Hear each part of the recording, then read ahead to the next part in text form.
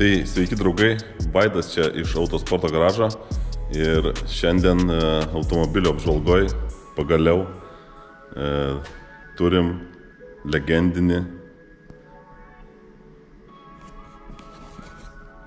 Evo 9. Tai šis automobilis būtent yra Ramūno Čepkausko. Eilę metų jau jisai čia jį turi. Jeigu teisingai pamenu, su šituo automobiliu jis yra, o gal ir ne su šito, gal prieš tai, kurio buvusiu yra tapęs N grupės Lietuvos čempionu. Tai bet kokiu atveju tas automobilis jis realiai, tas pats kėbulas, ta pati išvaizda.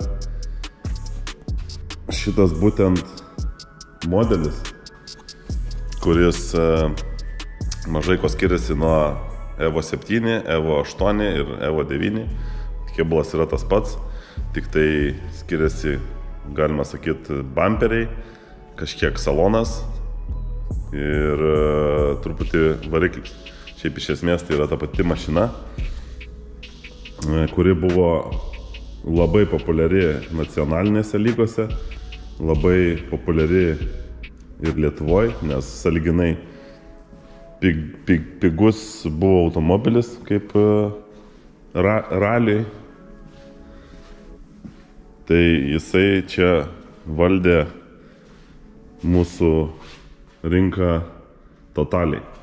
Tai tas pats Deividas Jocius, Martynas Samuitis, Ramūnas Čepkauskas, tas pats Lipeikis važiavo su lygiai tokia pačia mašina. Tai ką apie jį? Iš esmės galiu pasakyti, kad aš šitų automobilių ralio padangę labiausiai nekenčiu. Evo 9 ir Evo 10 man tokie visiškai vos nestandartiniai automobiliai, minimaliai sportiškumo ir jie tokie griozdai, tai trasai atrodo, tokie nerangus, kaip sakoma. Bet ką padarysi, buvo tokia era, jį pasibaigė, atėjo S2000 ir 5 automobiliai, kurie yra žymiai sportiškesni, žymiai greitesni ir, aišku, brangesni. Tai tuo metu tai buvo kultinis automobilis ir daug kas su juo važiavo. Sąlyginai buvo maži kaštai N grupiai pradėti važiuoti. Tai N grupė buvo production car vadinama pasaulyje ir realiai standartinį automobilį paėmus tik tai susidėjus saugumo įrangą, lankus, sėdynės, diržus, amortizatorius ir su juo jau galima buvo realiai vos ne važiuoti į trasą. Tai daug jų buvo, ilgai užsitęsė šitas visas reikalas, Evo buvo ir Subaru. Tokie dvi markės, iš kurių galima buvo daryti N grupę, paskui tai kvalifikavosi truputį į geresnę, aukštesnę klasę, tai buvo R4, kurie turėjo jau vamsdelinę važiuoklę priekį ir gale ir truputį galima buvo jau lengvesnius ten panelį išmesti, lengvesnę karbonį įdėti, tokia jau kaip šitam automobilį. Ir buvo sportiškesnis automobilis vien tik tai iš važiuoklės ir ten ant 30, gal 40, gal 50 kg maks lengvesnis. Tai va, bet tai labai stipriai nepakeitė jo išvaizdos ir to griozdiškumo trasoje. Tai sakau, man jie tokie pristabdė gerokai visą evoliuciją ralio. Bet, sakau, buvo sąlyginai pigus variantas pradėti sportuoti ir su juo galima buvo netapti pasaulio čempionų production klasį. Tai va, tai būtent šis automobilis tai pas Ramūną atsirado kokiais apie galbūt 2009, gal 2010. Tai va, jau čia 10 metų plus minus. Šitam automobiliui čia, kiek pamenu, tai yra Jociaus kėbulas, kuris buvo daužtas ir Ramūnas jį atsistatė, persidarė, susitvarkė ir eilę metų su juo važiuoja. Dabar jisai yra open klasės, tai yra didesnis restriktorius, važiuoklė kitokia, jau čia viduj panelės nebėra ir šiek tiek jis aišku greitesnis, gal patvaresnis, bet automatiškai ir išbrangsta viskas. Tai va, tai šitam automobilį standartiniam, tiesa standartiniai automobiliai būtent EVO9 tai ėjo ne taip jau ir ilgai. Jie buvo gaminami, tai EVO9 automobiliai buvo gaminami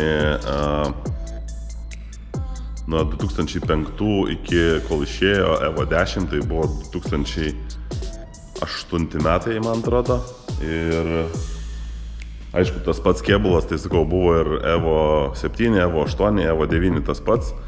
Tik tiek, kad pats tas EVO faceliftas ir šitas modelis, tai ėjo ganėtinai sąlyginai trumpai. Todėl šiuo momentu tie automobiliai kaip standartiniai, tai jau kaip M klasės 30 BM auga, jau pasiekė tą lygį, kada kainavo jisai naujas 30 000, ten 33 000, tai jau jie dabar kainuoja apie 30 000, ta prasme, vėl.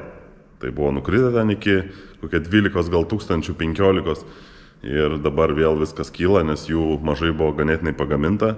Daug kas jos vėl restauruoja, perdarinėja atgal į standartinius ir taip darosi jie kaip kolekciniai tokie automobiliai ir jie brangsta.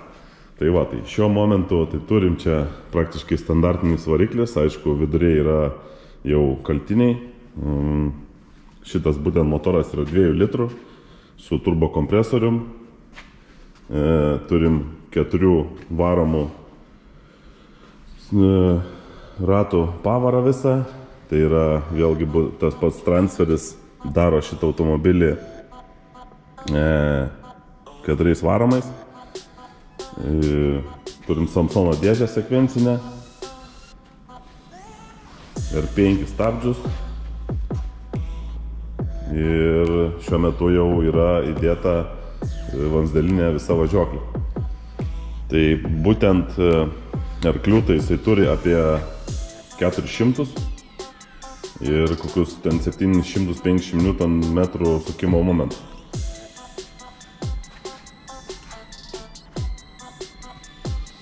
Sakau, iš išorės jisai labai nesiskiria, niekada ir nesiskiria stipriai.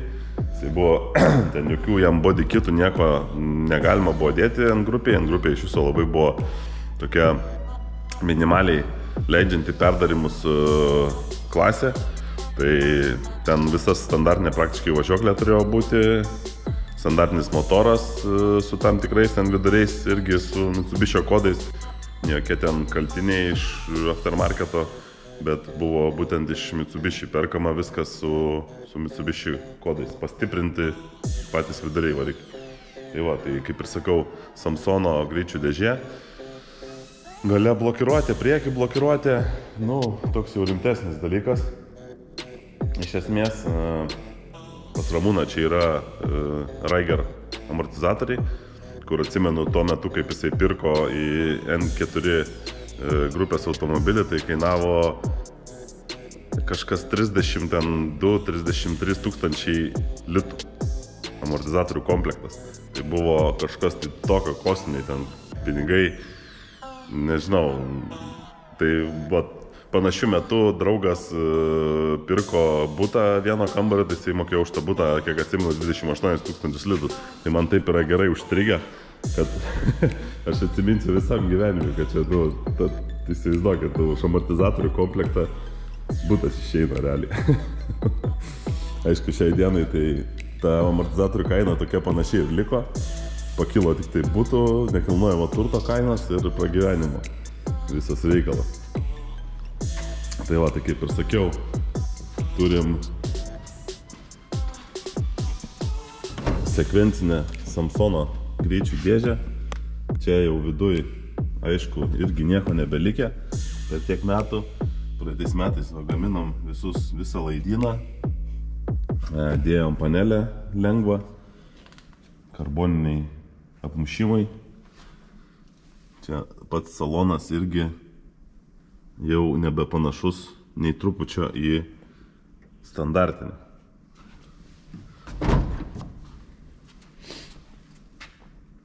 Turim sportinės sėdynės, diržus. Čia viskas kaip ir aišku sportiniam daiktui.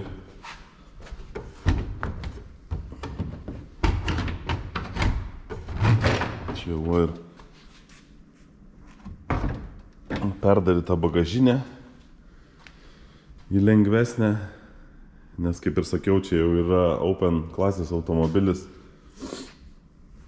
Tai čia standartiniai daiktai kaip dankratas, atsukimui ratų, pats ratas.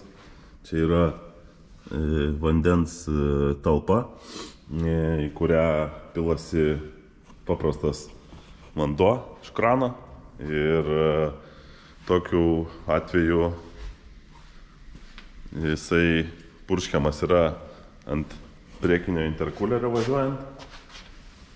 Čia yra tokie matosi purkštukai, purškia vandenį interkulerio ir vėjas pūsdamas į tą vandenį gerokai atšaldo patį užkaitusį interkulerį. Nes jisai, kaip žinoma, nuo suspausto turbinos oro kaista. Tai čia būdas padidinti galią ir ganėtinai ženkliai tas jaučiasi. Visi iš karto pajaučia lenktynininkai, kada tas vanduo baigėsi. Tai pas standartinį Evo 9 tai ten labai nedidelis tas bakas, gal 7 litrų. Tai automatiškai, kai dedasi sportinis kompiuteris, tai tą kiekį purškimo padidina, automatiškai to vandens nebeužtenka. Tai šiuo metu čia yra ir dėl to ir įdėtas tas aftermarketo jau bakas vandens, kad užtektų ir nereikėtų pilti po kiekvieno greičio ruožo. O anksčiau, tai sakau, N grupiai, tai dėdavom vandens bakelį tokį, kad lenktynininkai po ten 1-2, jeigu ilgesni tie greičio ruožai, tai jie tą vandenį užsipildavo iš bakelį paprastai. Tai va, kaip ir sakau, čia jau turim visiškai kitą naują laidyną. Čia padarėm tokį button boxą praeitais metais, kaip ir sakiau, sekvencinė Samsono greičių dėžė. Daugiau čia kaip ir nieko nėra, kaip ir sportinis tas automobilis, jisai čia viduje yra visur panašus ir tie daiktai realiai labai stipriai nesiskiria. Tik tai būtiniausi daiktai, kurie naudojami lenktynėse arba skirti kažką tais nuveikti sugedus automobilį, minimaliai pasitaisyti. Tai šitam automobilį dar šiais metais sudėjom galinę važiuoklę.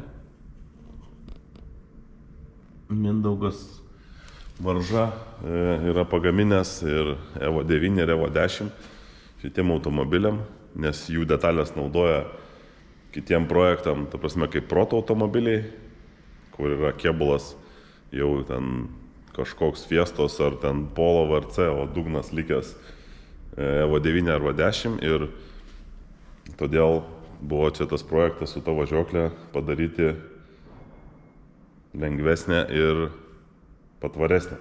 Ir aišku, visur su standžiais obuoliais, šarnyrais vadinamai. Tai be galo daug prisiminimų su šito automobiliu ir